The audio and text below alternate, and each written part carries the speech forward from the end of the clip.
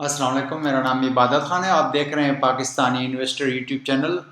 नाजरीन, जैसा कि आप जानते हैं कि इंग्लिश में एक मुहावरा है, होम स्वीट होम। घर इंसान की ज़िंदगी का एक ख्वाब होता है कि एक ऐसा घर हो जहां वो अपने फैमिली के साथ सुकून से ज़िंदगी बसर कर सकें। लेकिन घर बनाना भी कोई इतना आसान काम नहीं है। बहुत सारे आपको एफ़र्ट्स करने पड़ते हैं, बहुत सारी चीज़ों का आपको सामना करना पड़ता है, कई मुश्किलात पेश आती हैं कि जब घर शुरू होने से लेकर घर कंप्लीट होने तक यूजुअली जो है घर का 1 साल का अरसा हो, बल्कि उससे भी ज़्यादा लगता है। अगर आप अटेंशन टू डिटेल्स पे जाएंगे तो आपको एक अच्छा घर बनाने के लिए कम से कम आपको एक साल का अरसा चाहिए।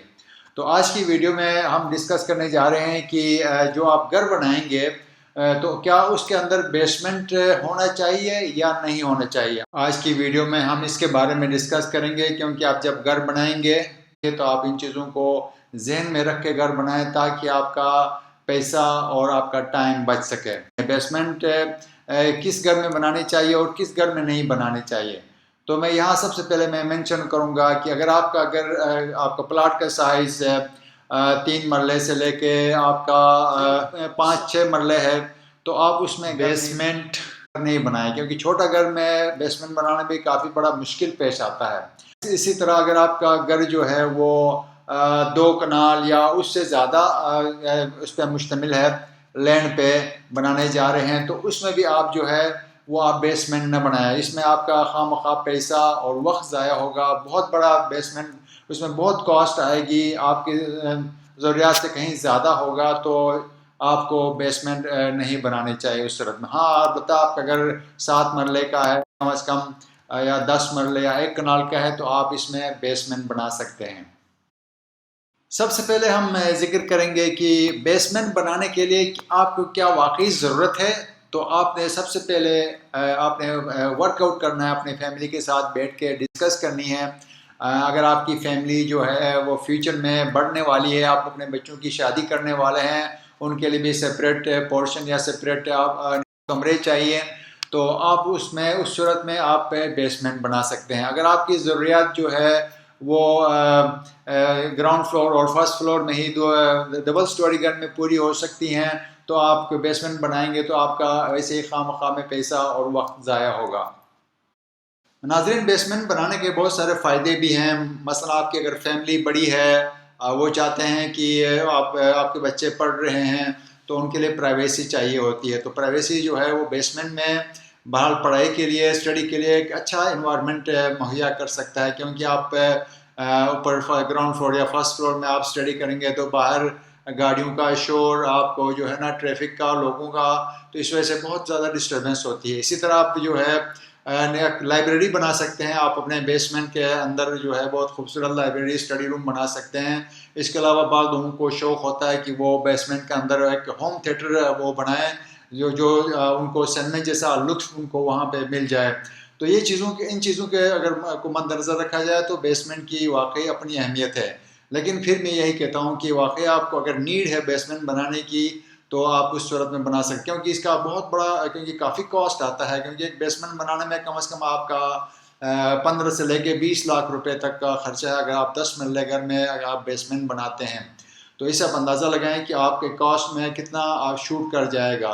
तो आपको इस चीज़ में आपको मद्देनज़र रखनी चाहिए। इसके अलावा जो है कल्चर भी है वहाँ पे। आप जिस एरिया में आप बेसमेंट बना रहे हैं, अगर देखें कि दूसरे घर वाले भी बेसमेंट बना चुके हैं या बना रहे हैं, तो उसमें आप भी बना सकते हैं। पर ये ज़रूरी नहीं है कि आपके साथ वाला हमसाया आपने उसने बेसमेंट बनाया तो आपने भी बेसमेंट बनाना शुरू किया।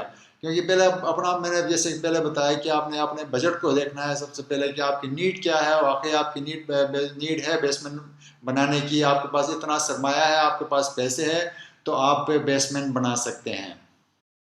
नाज़रीन, इसके अलावा जो है लैंड लोकेशन भी बहुत मैटर करती है। बस स्लोपी एरियाज़ होते हैं, वहाँ पे बेसमेंट बनाना निस्बतन ज़्यादा आसान है उन इलाकों से जहाँ पे वो मैदानी इलाकों में जो प्लेन एरिया में आपका प्लाट होगा वहाँ आपका बड़ा खर्चा आएगा, एक्सकेवेशन कॉस्ट आपकी काफ़ी बढ़ेगी।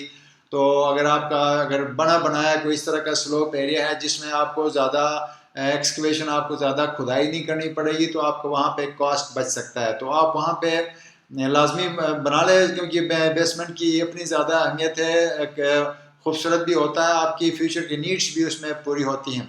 اس کے علاوہ ایک اور چیز آپ نے مد نظر رکھنا ہے کہ کیونکہ بیسمنٹ جب بناتے ہیں تو آپ جانتے ہیں کہ ہاں ہمارا پاکستان جو ہے جو یہاں پہ بارش زیادہ ہوتی ہے، خاص طور پر برسات کے موسم میں جون سے لے کے ستمبر تک یہاں پہ بہت زیادہ اکثر آپ نے دیکھا ہوگا حال ہی میں جو اسلام آباد کے اندر جو بہت بڑا سیلاب آیا E11 میں، جس نے جو گھروں کے اندر بیسمنٹ میں پانی چلا گیا، وہاں ایک ماں اور بیٹے بھی اس میں وہ فوت ہو گئے پانی کے اندر بہہ کے۔